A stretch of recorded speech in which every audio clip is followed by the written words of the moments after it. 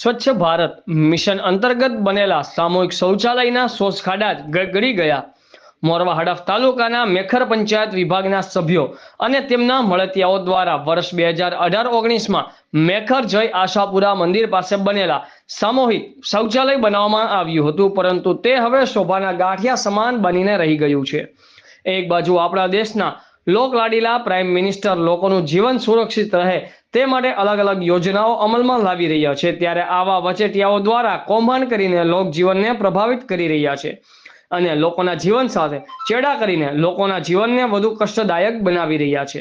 જો કોઈ વ્યક્તિ સામાન્ય માણસ કહે તો મારી નાખવાની, ઉપાડી જવાની ધમકીઓ આપવામાં આવી રહી છે। બ્યુરો ચીફ સંજયભાઈ પગી, આઝાદ મીડિયા લાઈવ, પંચમહાલ।